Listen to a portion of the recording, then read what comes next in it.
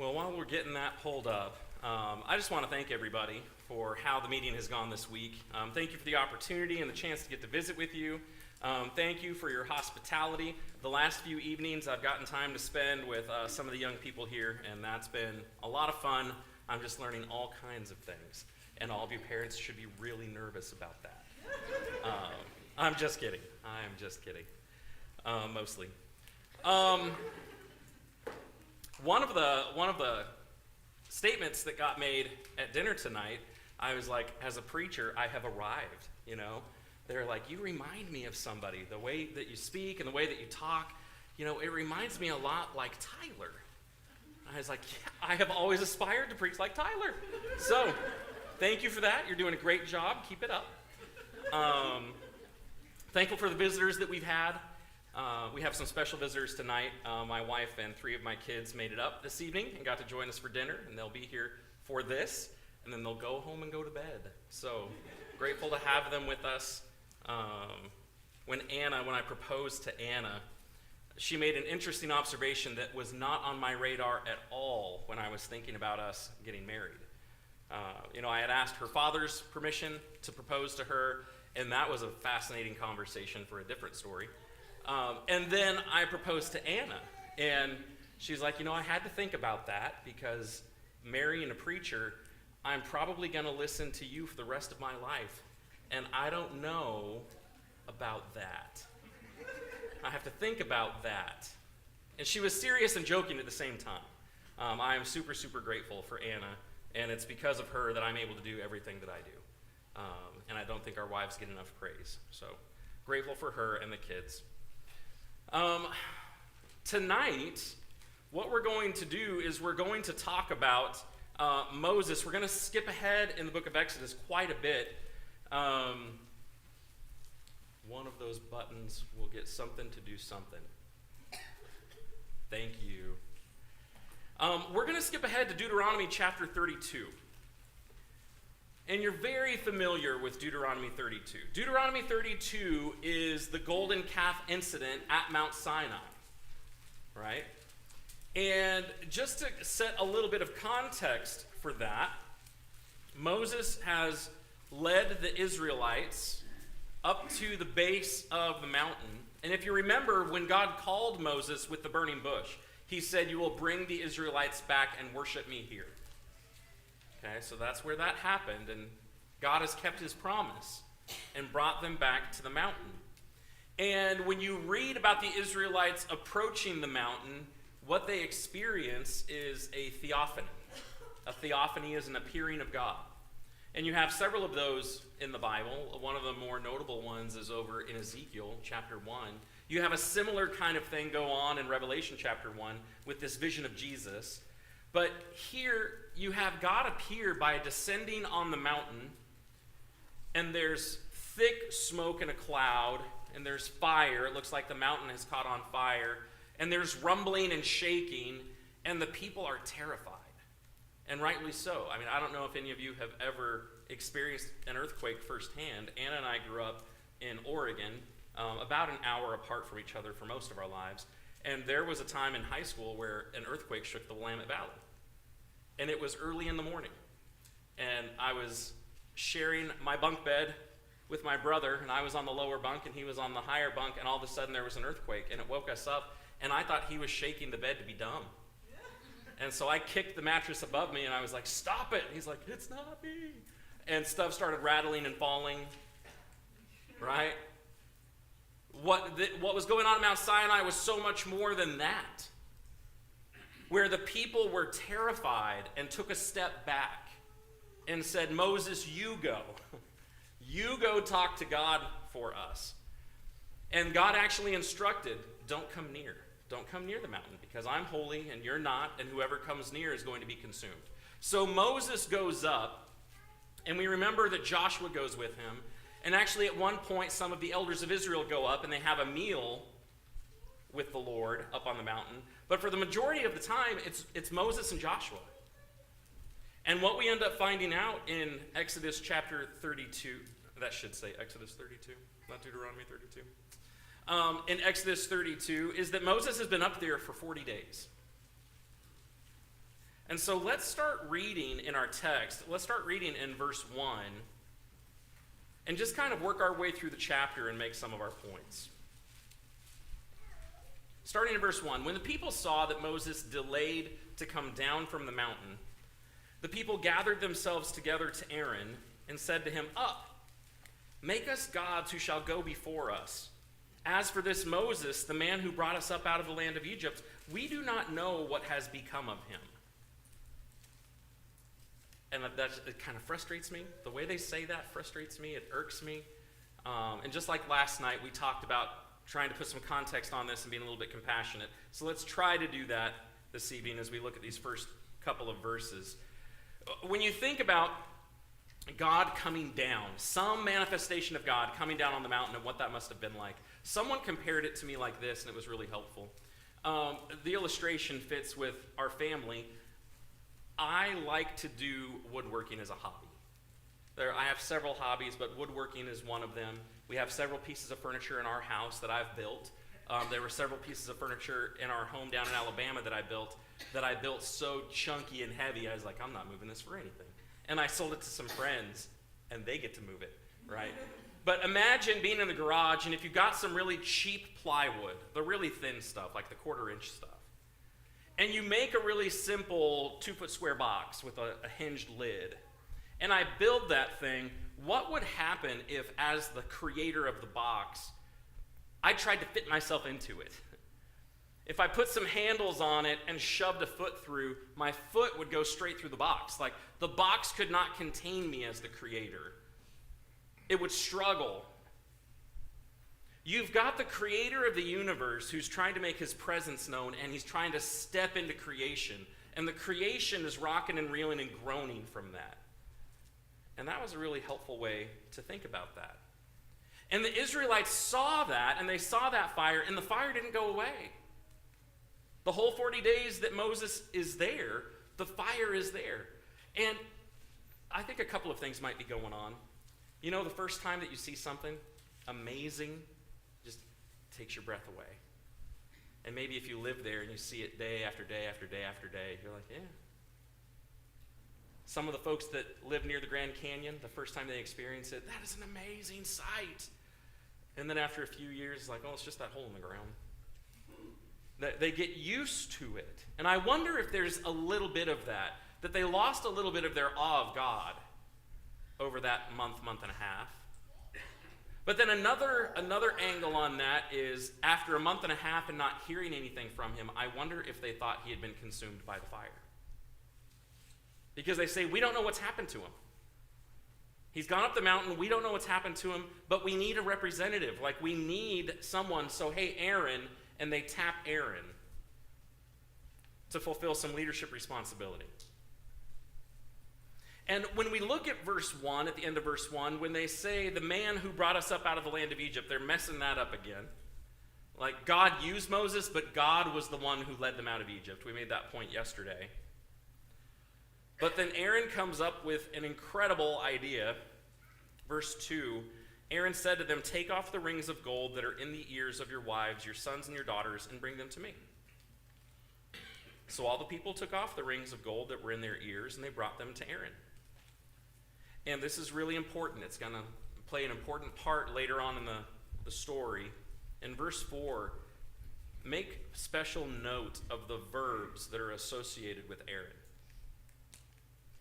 And he received the gold from their hand and fashioned it with a graving tool and made a golden calf. And they said, these are your gods, O Israel, who brought you up out of the land of Egypt. Again, I just cringe. I get frustrated. But I want to make sure, again, to try to put some context to this. They're not fully rejecting God. They're marrying what they know about God with what they know from Egypt. And so they're acknowledging that the Lord, according to verse 5, tomorrow shall be a feast to the Lord. They're acknowledging that Jehovah has done something. But they're looking for some kind of physical representation. And so they choose the image of an animal that was holy to them back in Egypt. I mean, there's a specific Egyptian god that's associated with cows. And so they fashion this image, and they're trying to connect this image with what God has done. I'm not justifying it. I'm not saying it's okay, but it seems understandable how they got there. And then in verse 5, when Aaron saw this, what's the this? You go back to verse 4. At their passionate, excited response at seeing the golden calf, and their declaration, "These are your gods, O Israel, who brought you up out of the land of Egypt." When Aaron saw this, he built an altar before it, and Aaron made proclamation and said, "Tomorrow shall be a feast to the Lord." I think it's helpful to look at the first phrase of verse 5 and look at some English Bibles and the ways they translate that. So the ESV, that's what I'm reading from, says, "When Aaron saw this." The NEB says, "Then Aaron was afraid." The Durham's Study Bible says, "When Aaron saw their reaction." The CEV says, "When Aaron saw what was happening." Like this was taking on a life of its own. It was going beyond what he thought it would, and he was scared. And so in his fear, he makes a proclamation in verse 5. "Tomorrow shall be a feast to the Lord." And in verse 6, they rose up early the next day and offered burnt offerings and brought peace offerings, and the people sat down to eat and drink and rose up to play. And I understand we're in an auditorium where we've got a range of ages and we've got young kids, but just to make sure you understand what's being described in the text, the last word in the ESV says they rose up to play. That's the same word used back in Genesis chapter 26 and verse 8, when it talked about Abram and Sarah sporting with each other. And the king saw that and went, they're married. They were being intimate. There was sexual immorality that was associated with the worship of the golden calf.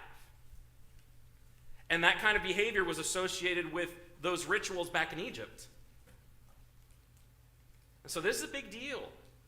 All this is taking place while Moses and Joshua are up on the mountain. And to borrow an idiom from our culture and our time, like the ink wasn't even dry on the agreement. God is initiating a covenant with them, and he's getting these stone tablets, and he's agreeing for the people of Israel, and like they're not even done with the agreement, and the people are down there being idolatrous. But Moses and Joshua just don't know it yet. And I want to give some perspective to try to help you visualize some of this. In verses 1 through 6, you see the unfaithfulness of Israel. Israel was unfaithful. What you're looking at there is the cultic site at Tel Dan in northern Israel. I actually took that picture. I think that was from our 2015 trip. And what you see on your left is you see that metal frame. It's kind of a square. That metal frame was built on the site of the altar to the golden calf that Jeroboam built.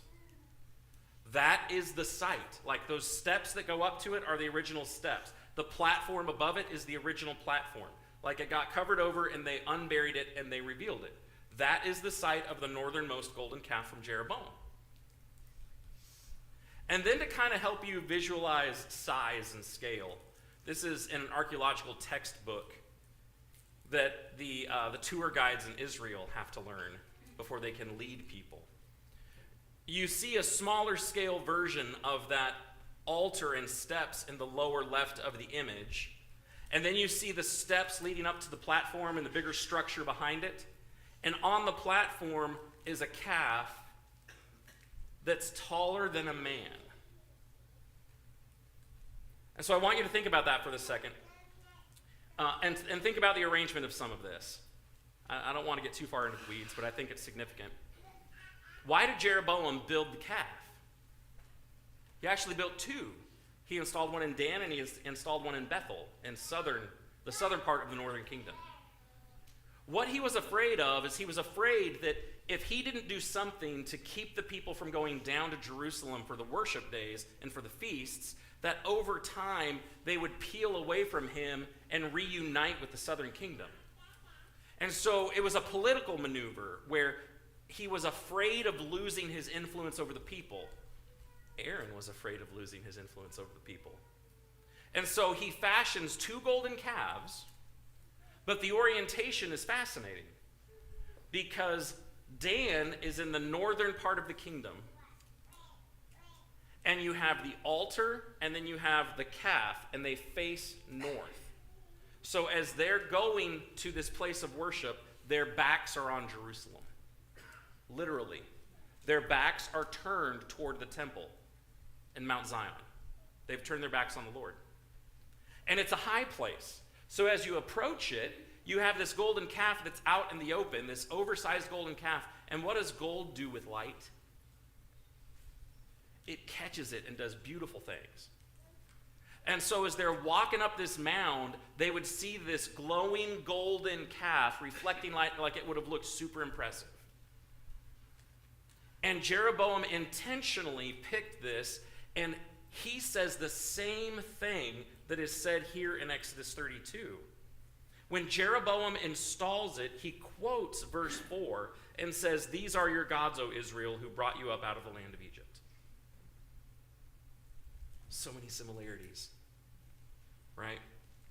But what's helpful about this is it helps you visualize what the golden calf in Exodus 32 likely looked like, and the scale that it probably had, and the altar that was in front of it, because sacrifices were being made at the same time. Now, coming back to our text in Exodus 32, picking up in verse 7. The Lord said to Moses, "Go down, for your people whom you brought up out of the land of Egypt." God even does this accommodative thing. Hey, your people that you delivered, they've corrupted themselves. He associates Moses with the people. And he says in verse 8, "They've turned aside quickly out of the way that I commanded them. They've made for themselves a golden calf and have worshipped it and sacrificed to it and said, 'These are your gods, O Israel, who brought you up out of the land of Egypt.'" And then God makes a super insightful and heartbreaking observation. The Lord said to Moses, "I've seen this people, and behold, it's a stiff-necked people." And that descriptive phrase is going to be used throughout the rest of the Old Testament when Israel's being rebellious. They are a stiff-necked people. And there's a play on words going on here, because what is a stiff-necked animal? A cow. He's calling them cows. And the implication, the principle is the people become like what they worship. That's just the truth. You become like what you worship. There's a fantastic passage over in Psalm 115. I'm going to put my marker here in Exodus 32. And let's look at Psalm 115. Just a couple of verses, not the whole thing.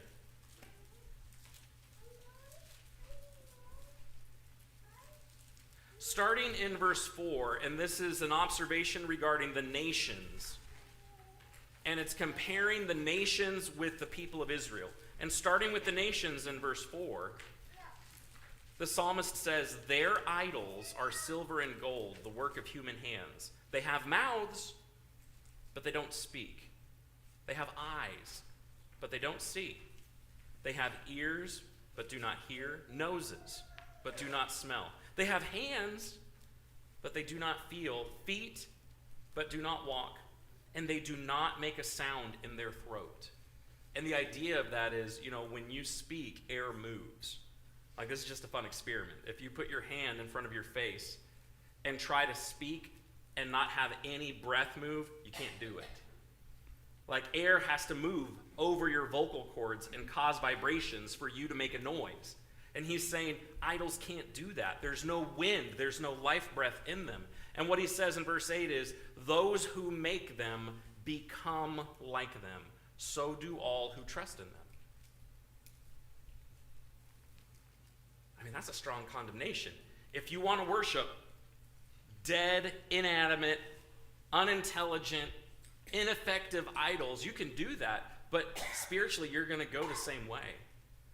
But the truth actually works in reverse. If you worship a living God, a wise, loving, compassionate, living God, then you will become wise, loving, living, and compassionate. Right? So when God calls them stiff-necked, he's just applying the principle. You become like what you worship. And then in verse 10, now therefore, back to Exodus 32. Exodus 32:10, God says, now therefore let me alone, that my wrath may burn hot against them, and I may consume them, in order that I may make a great nation of you.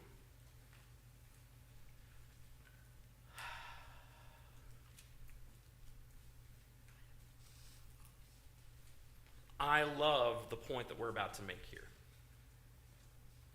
Okay, I know that every individual that is used in the Bible, except for Jesus, is an imperfect person. I know that. The only perfect person is Jesus. I get that. I know Moses had his flaws. They're revealed. I mean, he ends up being held back from going all the way into the land of rest because there's a moment where he loses his temper and does not hold out the Lord is holy. And over the course of the wilderness wanderings, multiple times he begs God to relieve that consequence from him, remove that consequence, but God won't do it. So look, I know Moses is not perfect. But this moment, like this chapter, reveals so much about the heart of this man. And I want you to try to put yourself in Moses' shoes. You're 80 years old. You tried to lead these people out 4 decades ago and weren't able to do it because they rejected you. And now you're finally there. You're at the mountain and you're communing with the Lord and you're getting the law, and the people are down there messing it up. And God is so frustrated with them, he's like, okay, that's it. Wipe them all out and I'm starting over with you. How would you have responded to that? Because I'll be honest, there's some times in my life, depending on the day, that I would have been like, let's roll. I'm done with them too. And I'm just being honest, that would be a temptation. But Moses didn't respond that way. Moses actually reasons with God, and it's not that God needed reasoning with. This is one of those tests where Moses is revealing his character to God. And verse 11, but Moses implored the Lord his God and said, O Lord, why does your wrath burn hot against your people, whom you have brought out of the land of Egypt with great power and with a mighty hand? Why should the Egyptians say, with evil intent did he bring them out, to kill them in the wilderness and consume them from the face of the earth? Turn from your burning anger and relent from this disaster against your people. Remember Abraham, Isaac, and Israel, your servants, to whom you swore by your own self and said to them, I will multiply your offspring as the stars of heaven, and all this land that I have promised I will give to your offspring, and they shall inherit it forever. And the Lord relented from the disaster that he had spoken of bringing on his people. And Moses interceded for the people without them even knowing, while they were in the midst of their rebellion. They didn't even know. You know, there was a season in my teen years where I wrestled with being respectful toward my parents. I'll just say it, like I was rebellious for a season. It wasn't super long, but it was there. Right? And there was one morning that in my haughtiness, I mean, I was walking around the house like I owned the place. It wasn't my house. And I was going to go do something. I don't even remember what I was going to go do. But I needed to communicate to my mom that I was leaving the house. And so I just tromped through the family room, and their bedroom was just off the family room. And I tromped through the family room, and without knocking, popped their door open. And it was not like a gentle, like it was a disrespectful opening of the door. And I found my mom on her knees in tears in the middle of a prayer. For me. And she wasn't doing it to be showy. She never intended for me to see her there. But she was interceding for me. And I can remember the tile, and I can remember the furniture in the room, and I can remember her tears. Parents, we need to be doing that. We need to be interceding for our kids, even when they don't know it. And I'm sure a lot of you are already doing that. We need to be praying about future spouses, if that's God's will for them. We need to be praying about their education. We need to be praying about their faithfulness and their service to the Lord. Some of our children will marry, some of our children won't. And we need to be praying for the ones that are going to be single and for their effective use in the kingdom. Look, one of the things that impressed me most about a group of elders that I knew in one congregation is they made it a weekly habit to pray for their church. And what they did is they got out the directory, back when people had paper directories. And they would get together at the same time every weekday before they went to work, because some of them were still working, and they would pray for 45 minutes through the directory for all of their families until they got to the end of the 45 minutes. They'd put a line in the directory with a pen, and then next week they'd pick up from where that line was and then keep praying. Every week they were praying for their church. And word got out that they were doing that, but you didn't know which week you were being prayed for. You just knew the elders were praying for you. What a great habit. We need to be interceding for people, whether they know it or not. So Moses intercedes, and how incredible that in verse 14, the Lord relents. God responded to Moses. And he didn't have to. He had every right to be like, I'm done. Because truthfully, since Moses was technically of Israel, he could have pulled off a new nation with Moses and still fulfilled all of the promises of Abraham. He didn't have to do it the way Moses was arguing. So Moses intercedes. And can I just say, I think that's a lesson that he learned during his 40 years of taking care of animals. And this is why I think that. There's a statement that David made in 1 Samuel 17 when he's reasoning with Saul during the incident with Goliath. Remember that? Where really Saul, the physical hero of Israel, who stood head and shoulders above all the men, he was Israel's giant, should have gone out to face the Philistines' giant. But instead, because of his character, he was hiding like a little baby behind lines and trying to get someone else to go be the champion.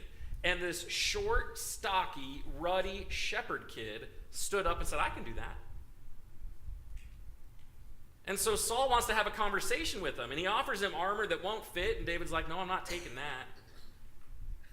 And he starts asking him why he would go, and his response is beautiful. His response is, this is what shepherds do. Shepherds risk their lives for the flock.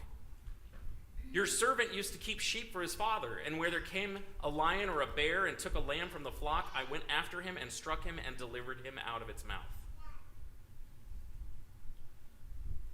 Shepherds intercede and intervene. It's what they do. They put their lives at risk for the good of those in their charge. And I think, it's just my supposition, I think that's part of what's going on here, where Moses is stepping out and intervening. He's interceding for these people. We're going to make more about that a little bit later in the chapter, but this is where it starts. Moses interceded. And then you come down to verse 15. Then Moses turned and went down from the mountain with the 2 tablets of the testimony in his hand, tablets that were written on both sides, on the front and on the back they were written. The tablets were the work of God, and the writing was the writing of God engraved on the tablets. And when Joshua heard the noise of the people as they shouted, he said to Moses, "There's noise of war in the camp." Naive Joshua. But he said, "It is not the sound of shouting for victory, or the sound of the cry of defeat, but the sound of singing that I hear." And as soon as he came near the camp and saw the calf and the dancing, Moses' anger burned hot, and he threw the tablets out of his hands and broke them at the foot of the mountain. And he took the calf that they had made and burned it with fire and ground it to powder and scattered it on the water and made the people of Israel drink it. That sounds kind of extreme. But there's some things to think about here. When Moses finally witnesses the severity of what's going on, his reaction finally matches God's reaction.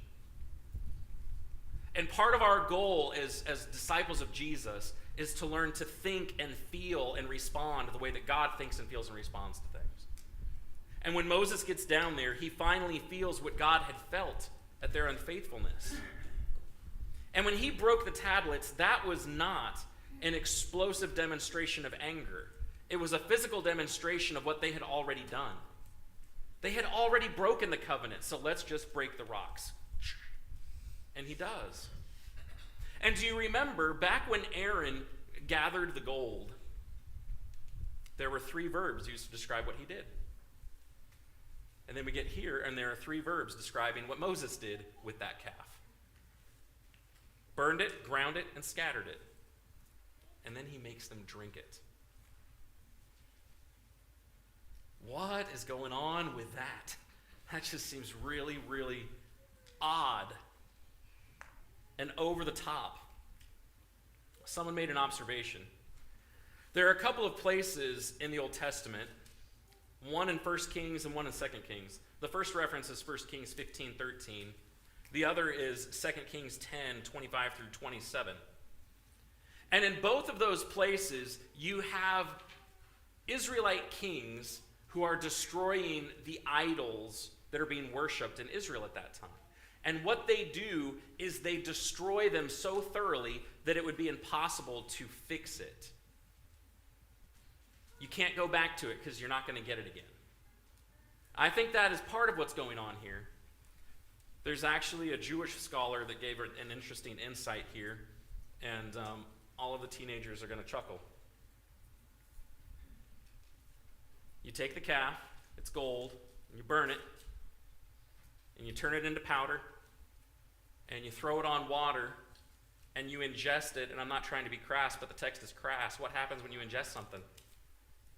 Like, we made the joke the other day. There was some boy that was telling me, yeah, man, I swallowed a quarter. And I said, well, give it a week and you'll make change. Thank you. I thought it was funny. But listen, you ingest something and pass it, that is unclean.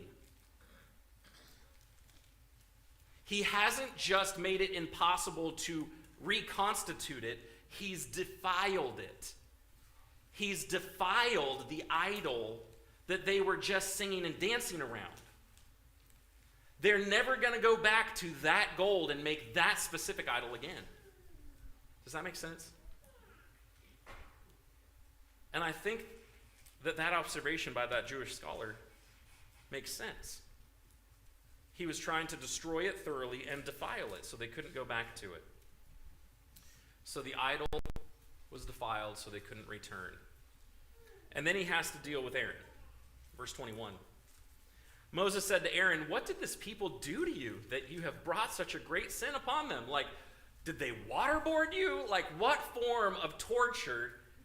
Did they peel your thumbnails off? What did they do that you would do this? And Aaron said, let not the anger of my Lord burn hot. You know the people.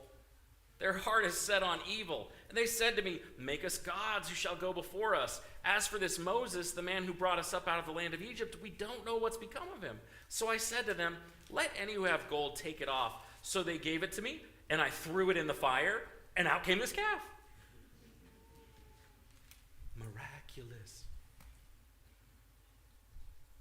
So ridiculous. It is so ridiculous. Like, that's not how that works. When you go back to verses 1 through 6, you understand out of peer pressure and out of his fear of man, he fashioned this thing that was familiar to them. He had it done. He was responsible for it. This was not a miraculous idol. I mean, you realize that's what he's saying. It's a miraculous thing. How blasphemous is that? Now, nothing is said, like you don't get to read any more about Moses rebuking Aaron in that moment. But the observation is just, Aaron lies about his guilt. I'm not as guilty as you think. It's these people, Moses. You know these people. He's right. I mean, these people are bad. And God just said they're stiff-necked. But he's avoiding any kind of personal responsibility. He's trying to shove it off. In verse 25, when Moses saw that the people had broken loose, for Aaron had let them break loose. The text is very clear. The responsibility of this is on Aaron. As far as a leadership role, this is on him. To the derision of their enemies. When you let your people break loose, it gives the enemies of the Lord something to gloat about. Then Moses stood in the gate of the camp and said, "Who is on the Lord's side? Come to me." And all the sons of Levi gathered around him. And he said to them, "Thus says the Lord God of Israel, put your sword on your side, each of you. Go to and fro from the gate to gate throughout the camp, and each of you kill his brother and his companion and his neighbor." And the sons of Levi did according to the word of Moses, and that day about 3,000 men of the people fell. And Moses said, "Today you've been ordained for the service of the Lord, each one at the cost of his son and his brother, so that he might bestow a blessing upon you this day." Why those men? And this is conjecture, but I think it makes sense. Moses comes down and he's trying to restore order. Because he comes down and things are still in the middle of going on. And as he tries to restore order, some people are responding, some people are hurrying off to their tents, some people are like scooping up clothes and putting them back on. But despite the order that he is trying to restore, there's still these guys that are not. They're not pulling themselves together. They're not stopping. And so the Levites go through. And the men that are still unrestrained, the men that are still broken loose, get killed. And so Levi is used to cleanse the camp. And then the rest of the chapter, 30 through 35. The next day Moses said to the people, "You have sinned a great sin." It has the greatest understatement ever. You've sinned a great sin. Let's just say something about that for a second. Like, sin is sin. I get that. But there are some sins that have greater consequences than others. It's just a reality. And this is a big one. He says, "Now I will go up to the Lord. Perhaps I can make atonement for your sin." That's an interesting word that he uses. Verse 31, "So Moses returned to the Lord and said, 'Alas, this people has sinned a great sin, and they've made for themselves gods of gold. But now, if you will forgive their sin, but if not, please blot me out of your book that you have written.'" And do you realize what he just said? It's pretty significant. And it ties back with the intercession that he offered earlier. But it's like level 12. He just went up to God and offered himself for the people. That's what he just did.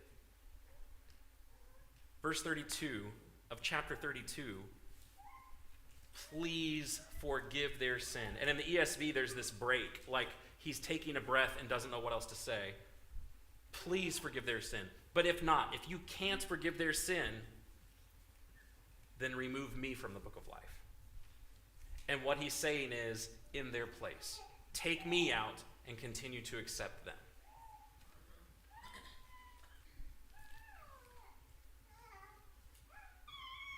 What kind of man does that?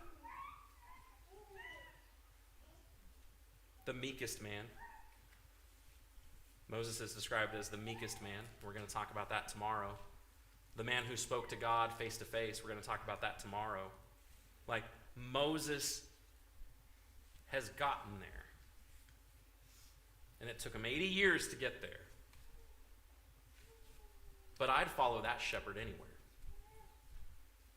You've got a shepherd that's willing to offer himself to save the others. And it's a fascinating thing about shepherds, and I'm talking about elders, because we follow shepherds by agreement and submission. And if you move to town and you have several different options, several different churches to choose from, you're trying to evaluate which group is the best fit for you, which one is scriptural, which one is sound, which one is healthy. And one of the biggest things that you're going to do is to figure out who are these men that are the shepherds, and can I choose to willingly submit to them? Will I follow them? We need more Moses. And what's heartbreaking is those people didn't always recognize and appreciate the man they had. And that happens. But we need more men like that are trying to make atonement. And what God says in verse 33 is right. The Lord said to Moses, whoever has sinned against me, I'll blot out of my book. Like, Moses, you can't. You can't take their place, and you can't atone for this. Everyone is individually responsible for themselves. And he's right. But he says in verse 34, now go, lead the people to the place about which I've spoken to you. Behold, my angel shall go before you. Nevertheless, in the day when I visit, I'll visit their sin upon them. And then the Lord sent a plague on the people because they made the calf, the one that Aaron made. Like the closing words of the chapter is, Aaron, it was you. Now, the final point on there is that Moses offered his life for theirs. Let's talk about Jesus. Paul and the other writers of the New Testament make abundantly clear that we have been unfaithful to the Lord, that we have all sinned, we've all rebelled against him. I mean, the whole second half of Romans chapter 1 is establishing that point. That we all deserve God's anger, and God is right to be angry with us. And that before coming to Christ, as we live that kind of life, we're actually suppressing the truth about who God is and what he's like. Over in Romans chapter 5, we're described as enemies. We're enemy combatants. We're weak, we're sinners, we're enemies. And what the gospel teaches, the beauty of the gospel, and we're going to make this point especially clear at the end, is that Jesus interceded. Jesus did what Moses couldn't. There was a reason that Moses couldn't intercede. He was a guilty sinner too. But Jesus wasn't. One of the things that the writers of the New Testament, and especially Paul in Romans chapter 6 emphasizes, is once we come to Christ, we don't go back. That idea of what Moses did, trying to make the idol impossible to return to, we don't want to go back to where we used to be. And so the language that Paul uses over in Romans chapter 6 is, do not present your bodies as slaves to unrighteousness, but as slaves to righteousness. You're going to be a slave of somebody. Be a slave of Jesus. Present your bodies and your lives to doing what Jesus would want you to do. Don't go back. And just like Aaron, John makes this point in 1 John 1, verses 8 through 10. It is possible to deceive ourselves about our guilt. It's an uncomfortable thing to own your guilt. It's humbling. But what John says over in 1 John chapter 1 is, if you deny the fact that you sin, you're a liar, and the truth is not in you. Like, we sin, and we need to take ownership and responsibility for our sin. We need to do better than Aaron did in that moment. What Paul emphasizes over in 1 Corinthians chapter 11, just like the Levites went through and cleansed the camp, we have been cleansed by the blood of Jesus. You've been washed, you've been sanctified, you've been justified, is what he says over in 1 Corinthians. And then all of the passages that successfully point out that Jesus gave his life for ours. And we're going to hit some pretty quickly here. 4 or 5. What John the Baptist observed about Jesus in the beginning of the Gospel of John is that as Jesus approached him, John the Baptist proclaimed, "Behold the Lamb of God who takes away the sin of the world." Jesus is going to remove the sin of anyone and everyone who would come to him. He is the sacrifice. He is the atoning sacrifice that would accomplish that. Later on in the Gospel of John, in chapter 15 and verse 13, greater love has no one than this, that someone lay down his life for his friends. That's what Jesus is going to do. He's going to offer his life for everyone else's. Romans chapter 3, verses 24 through 25. We are justified by his grace as a gift through the redemption that is in Christ Jesus, who God put forward as a propitiation by his blood to be received by faith. We don't use the word propitiation very much. It's just a heavily theological word. I get that. But we need to use it more because it is such a beautiful, powerful word. The word propitiation means the gift that turns away anger. That's what it means. It's the gift that turns away anger. And what's fascinating about that is God is the one who gave the gift that would turn away his own anger. I mean, imagine if I were just, rude and unkind toward Anna, and I was frustrating her, and I'd forgotten some stuff, and she had every right to be angry with me, and I showed up one day and after work, and I come home at night, and she's perfectly fine and happy. And I was kind of creeping in because it was not going to be good. I'm like, well, what changed? Oh, well, I bought the gift that would turn away my anger toward you. And it's sitting outside. Right? It's never happened. But that's what God did. God provided the gift, and the gift wasn't some jewelry, and it wasn't roses, and it wasn't a car. It wasn't a bunch of farm animals.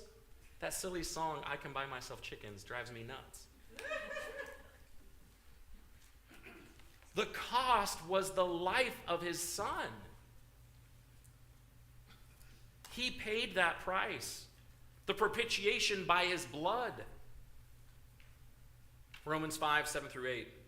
For one will scarcely die for a righteous person, though perhaps for a good person one would dare even to die. By God shows his love for us in that while we were still sinners, Christ died for us. And then finally, Galatians 3, 13 through 14. Christ redeemed us from the curse of the law by becoming a curse for us. Jesus interceded, and he did what Moses could not do. And so as we make application, let's talk about 5 things. The first is this. Everyone sins, and we can't fix it alone. We all sin. Everyone sins. All have sinned and fallen short of the glory of God. Romans chapter 3. And because of our sin, we all deserve God's wrath. God is right to be angry with us. That's Romans chapter 1. And we want to avoid being deceived and deceiving ourselves and deceiving others about our guilt. I am guilty. I stand condemned. And I understand that there are circumstances that are hard. I understand there's such a thing as innocent suffering. But even in innocent suffering, I may not respond to that suffering the way that I should. And innocent suffering is a tricky thing as you sort through what you're responsible for and what you're not. But it turns into a jumbled mess. And there is some kind of personal responsibility in those responses. What the gospel teaches is that the life of Jesus was given in your place. And that if you have become a Christian, then we want to be transformed and never go back to it. Don't go back to that. That's what Paul is trying to communicate in Ephesians chapter 4. When he says the life that you lived, the life of these Gentiles whose mind is dark and alienated, don't go back to that. And then he talks about biblical change. I love this chapter. I love Moses. I love Moses. And this is a convicting chapter for anybody who's in a position of leadership. It should be a convicting chapter for husbands. Would you be willing to intercede for your family if you were able? Would you be willing to offer your life if you could? Paul actually said that in Romans. If I could, I myself would be accursed so that all the Jews could be saved. But he knows it doesn't work that way. But his heart was there. We need to develop that kind of heart. If there's something from the lesson tonight that has convicted you, and you'd like to confess that and seek prayers and encouragement to change, we'd like to offer that. Or maybe there's something that's just really encouraged you, in some way to make a change in your discipleship, we'd like to celebrate that with you, but we can't know unless you come forward as we stand and as we sing.